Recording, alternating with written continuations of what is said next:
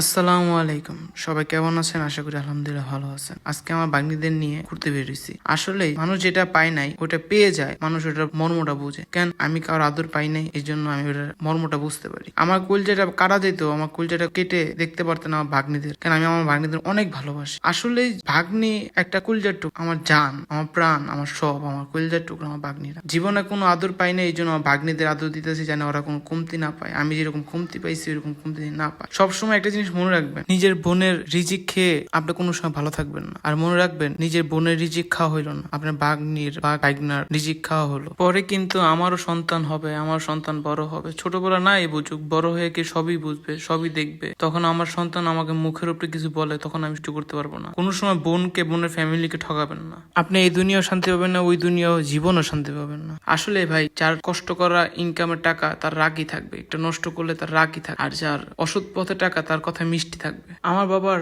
একটা নীতি আমি সবসময় মনে রাখবো। আমার বাবার সবাই ক্ষতি করছে, আমি বাবাকে ওই সঙ্গে বলি, আব্বু তোমাকে যারা যারা ক্ষতি করছে তুমি মুখের উপরে বলো না কেন? আমার বাবা বলে, আমার টাকা খাইছে, আমার সব খাইছে, আমার কিসমত কিন্তু খায় নাই, আমার কিসমত আমার সাথেই আছে। আমাদেরটা খেয়ে, আমাদেরটা পরে, আমাদের ঠকায় এখন কোটি কোটি টাকার মালিক। এটা আল্লাহ বিচার করবে একদিন। ওই বিচারের জন্য অপেক্ষা করছি। আল্লাহ হাফেজ। সবাই ভালো থাকবেন, সুস্থ থাকবেন, কোনো মানুষকে ঠকাবেন না। আল্লাহ হাফেজ।